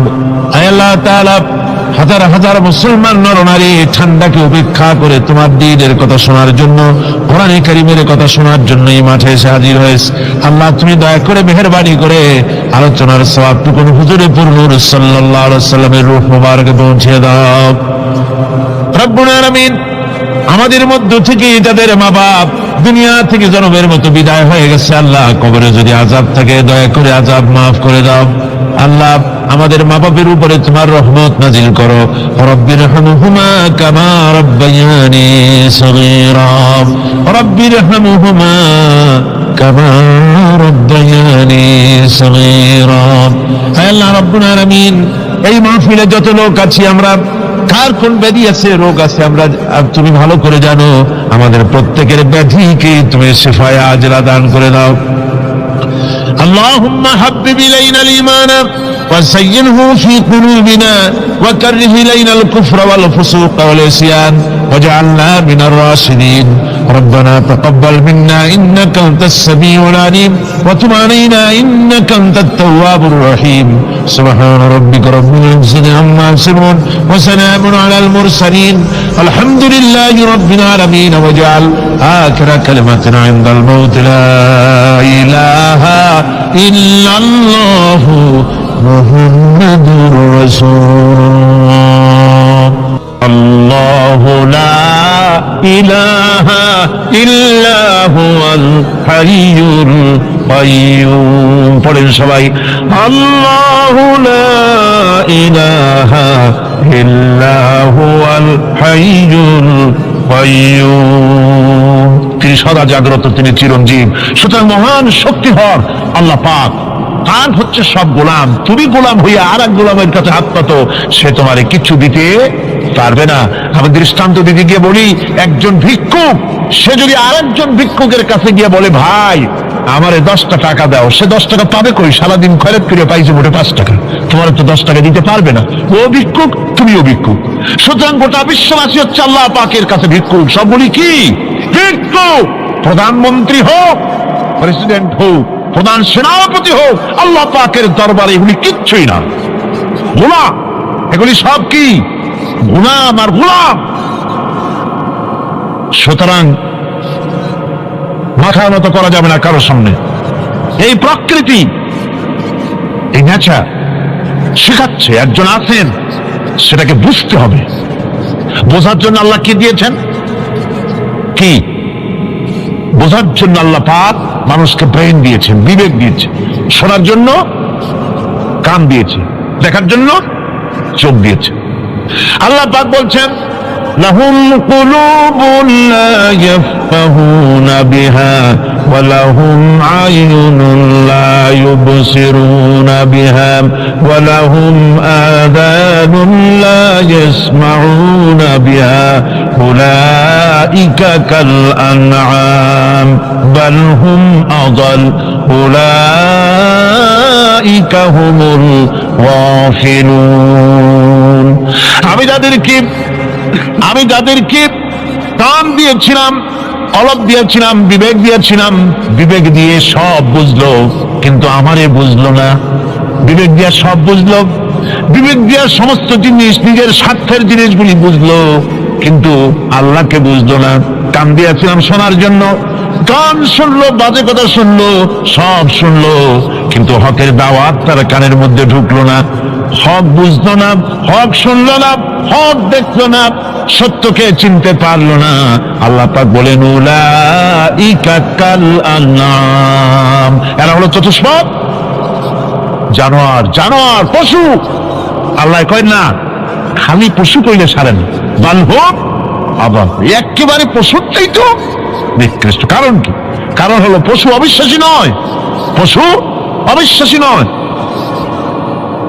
পশু কাফের নয়, পশু মুশরিক নয়, পশু মুরতাদ নয়, পশু নাস্তিক নয়, ঠিক কিনা? সুতরাং পশুর চাইতেও খারাপ, পশুর চাইতেও খারাপ। পশু যেটা বোঝে তাও বোঝে না। পশু তো অন্তত মালিকের আনুগত্য করে, তার কথা শোনে, যার খায় তার কথা শোনে। কুত্তাটাও, কুকুরও যার খায় তার কথা শোনে, ঠিক কিনা গণ? অথচ যে আল্লাহ রাব্বুল আলামিন খেতে দিলেন, পড়তে দিলেন, সব কিছু দিলেন, তার ইবাদতটা বুঝতে চেষ্টা করলো না, তার ইবাদত বুঝতে চেষ্টা করলো না, তার গোলামি করতে জানলো না। সুতরাং এগুলি হচ্ছে উলাইকা কাল আনআম, এগুলি চতুষ্পদ জন্তু এবং জানোয়ারের মতো, বরং তার থেকেও নিকৃষ্ট। মানুষকে আল্লাহ পাক জ্ঞান দিয়েছিলেন, সেই জ্ঞান দিয়ে সে দূরবীন আবিষ্কার করলো, জ্ঞান দিয়ে দূরবীন আবিষ্কার করলো, যাতে করে শকুনের চাইতেও তীক্ষ্ণ দৃষ্টি সম্পন্ন হয়। সে গাড়ি আবিষ্কার করলো, যাতে করে চিতাবাঘের চাইতেও বেশি দৌড়াইতে পারে।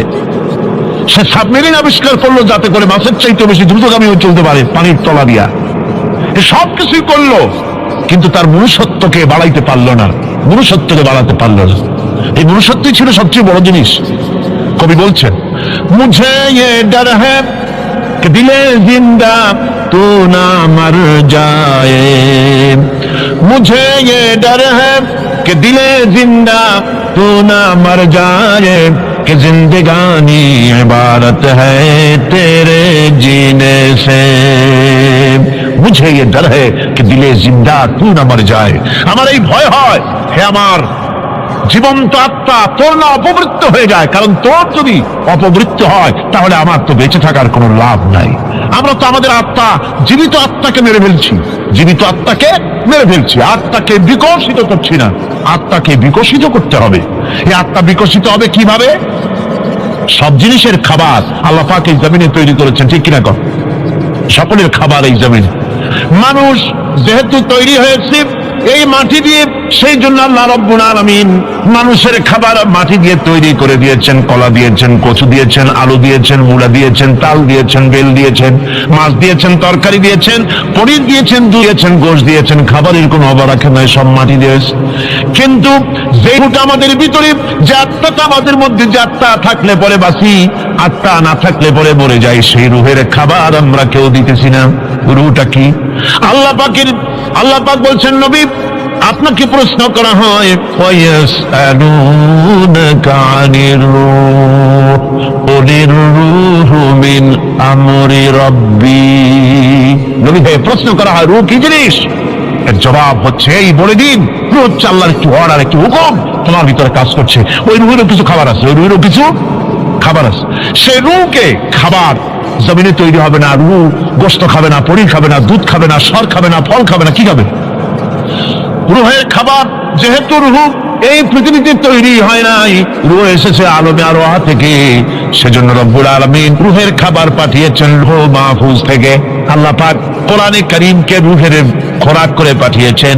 রূহকে যদি বাঁচাতে চান, তাহলে তার একমাত্র খাদ্য হতেছে তেলাওয়াতে কোরআন। তেলাওয়াতে কোরআন যত তেলাওয়াত করবেন ততই মজা লাগবে। সুবহানাল্লাহ, কোন সুবহানাল্লাহ।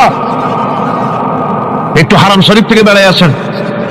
টাকা পয়সা যাদের আছে তাদের বলছি, পয়সা করি যাদের আছে, সিঙ্গাপুর বেড়ায়। আর সিঙ্গাপুর বেড়ায় করবা কি? মার্কেটিং ছাড়া আর কিছুই নেই। সিঙ্গাপুর, ব্যাংকক, হংকং, এই সমস্ত জায়গায় ঘুরে টুরে আসে, খুব বেশি আসছে। টাকা নষ্ট করে লাভ নাই, বরং পয়সা করি যদি আল্লাহ দিয়ে থাকেন, হস্ত করবেনই। পয়সা করি বেশি থাকলে রমজান মুবারকে ওমরা করে এসেন। রাসূল কারীম সাল্লাল্লাহু আলাইহি ওয়াসাল্লাম বলেছেন, যে ব্যক্তি রমজান মুবারকে ওমরা করলো, সেজন্য আমার সাথে হজ আদায় করলো। কেন বলি? এই জন্য বললাম, আল্লাহ পাক আমাকে কয়েকবার নসিব করেছেন। সেখানে যখন রমজান মুবারকে যখন তেলাওয়াত হতে থাকে তারাবিহের ভেতরে, মনে হচ্ছে যেন আকাশ থেকে ওই নাজিল হতেছে। মানুষের চোখের পানি, নাকের পানি একাকার হয়ে যায় হারাম শরীফের ভিতরে। সেখানে তো মুনাজাত সারা বছর মুনাজাত হয় না, মুনাজাত হয় রমজান মুবারকে বেতেরের নামাজের ভিতরে। বেতেরের নামাজের ভিতরে ইমাম সাহেব হাত তুলে মুনাজাত করেন। অন্তত 8 থেকে 10 লক্ষ মানুষ হজের মৌসুমের মতো কাঁদতে কাঁদতে পাগল হয়ে গেল। কোরআন কি মজা! কোরআন হচ্ছে রুহের খাবার।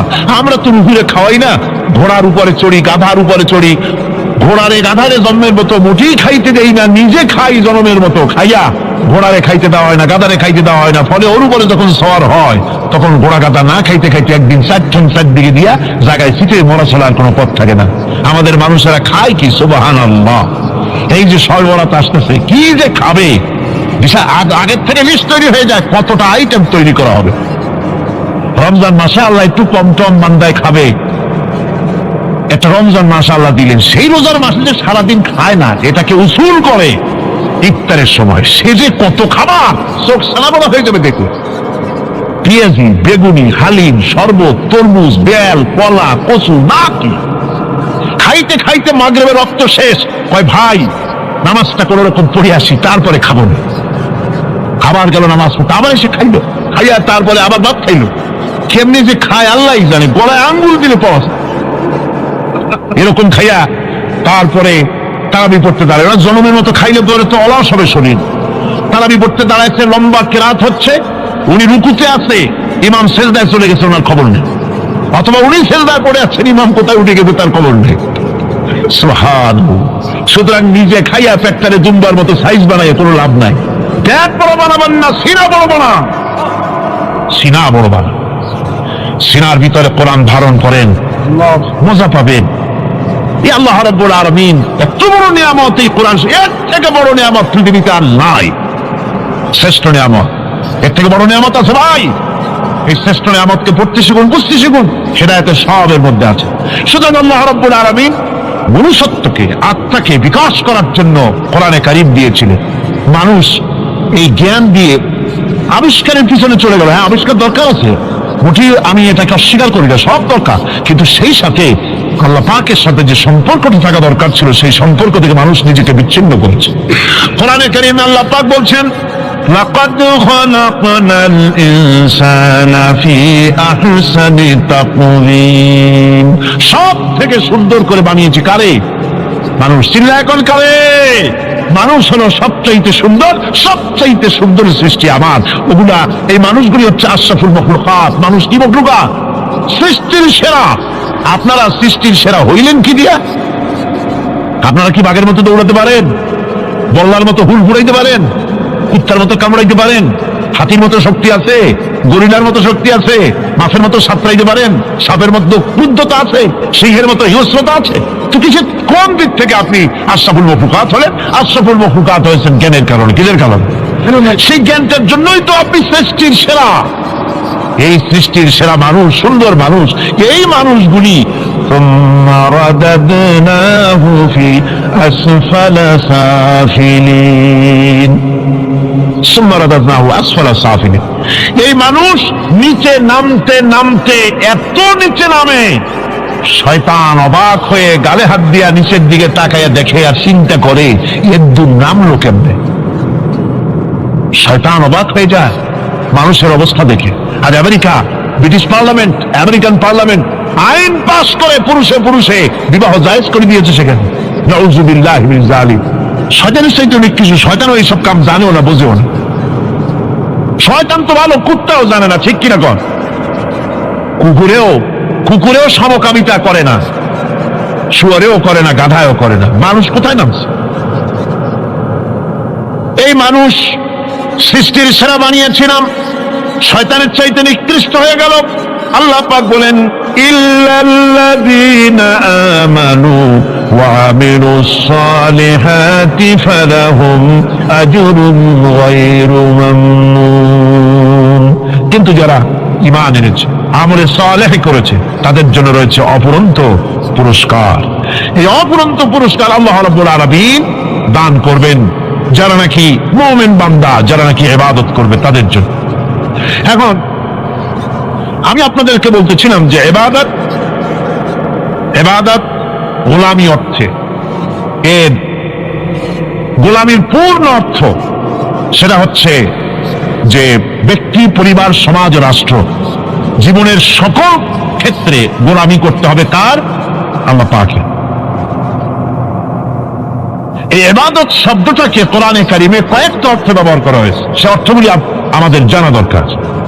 যেমন ইবাদত এবং দাসত্ব অর্থে আল্লাহ পাক বলছেন, ثم أرسلنا موسى وأخاه هارون بآياتنا وسلطان مبين। অতঃপর মুসা এবং তার ভাই হারুনকে আমার নিদর্শন দিয়ে তাদেরকে সুস্পষ্ট রূপে প্রমাণ সহ ফেরাউন এবং তার সভাসদের কাছে আমি পাঠিয়ে দিলাম। তারা যখন তাদের কাছে গিয়ে দ্বীনের দাওয়াত দিল, তখন তারা কি বলল? فقالوا أنؤمن لبشرين مثلنا وقومهما لنا عابدون। আমি যখন তাদেরকে পাঠালাম, তারা যখন দ্বীনের দাওয়াত দিলেন, ইবাদতের দাওয়াত দিলেন, তখন তারা বলল, আমরা কি এমন আমাদেরই মতো দুজন মানুষের আনুগত্য করব? এখানে আবেদুন অর্থাৎ দাসত্ব, আমরা কি তার দাসত্ব করব? এই দাসত্ব একমাত্র আল্লাহরই হতে পারে, আর কারও হতে পারে না। সেজন্য কোরআনে কারীম অন্যত্র বলছে, ইয়া আইয়ুহাল্লাযীনা আমানু কুলু মিন তাইয়্যিবাতি মা রাযাকনাকুম ওয়াশকুরু লিল্লাহি ইন কুনতুম ইয়্যাহু তা'বুদুন। হে ঈমানদারেরা, তোমরা যদি আমারই ইবাদত করো, তবে আমি তোমাদেরকে যে সব পবিত্র জিনিস দান করেছি তা খাও এবং আল্লাহর শুকর আদায় করো। তো ইবাদত আল্লাহ পাকের করলে আল্লাহ পাক তাদেরকে খেতে দিবেন, পড়তে দিবেন, সবকিছু আল্লাহ পাক করে দিবেন। তো আল্লাহ পাকের ইবাদত করতে হবে, আল্লাহ পাকের উপর ঈমান আনতে হবে, আর তাগুতকে অস্বীকার করতে হবে। অন্য আরেকটি আয়াতে কথাটা এভাবে এসেছে, فمن يكفر بالطاغوت ويؤمن بالله فقد استمسك بالعروة الوثقى لا انفصام لها والله سميع عليم। فمن يكفر بالطاغوت, যে ব্যক্তি তাগুতকে অস্বীকার করলো, ওয়া ইউমিন বিল্লাহ, এবং আল্লাহর উপর ঈমান এনেছে, ফাকাদ ইসতামসাকা বিল উরওয়াতিল উসকা, সে এমন এক মহান অবলম্বন ধারণ করলো যে কোন জিনিসই তাকে বিচ্ছিন্ন করে দিতে পারবে না। এমন এক মহান অবলম্বন ধারণ করেছে। সুতরাং আল্লাহর উপর ঈমান আনতে হবে, তাগুতকে অস্বীকার করতে হবে। ইবাদত জীবনের সকল ক্ষেত্রে করতে হবে কার? আল্লাহ পাক। কোরআনে কারীম বলছে, এর আগে আমি প্রথমে শুনিয়েছি, সমস্ত নবীরা আম্বিয়া আলাইহিস সালাম তারা তার নিজের জাতিকে গোলামির জন্য দাওয়াত দিয়েছেন। আল্লাহ পাকের বলেছেন আমার জাতি, একমাত্র নবী মুহাম্মদ রাসূলুল্লাহ সাল্লাল্লাহু আলাইহি ওয়াসাল্লাম আমার জাতি তিনি বলেন নাই। তাকে দিয়ে আল্লাহ পাক বলেছেন, ইয়া আইয়ুহান নাসু উবুদু রাব্বাকুমুল্লাযী খালাক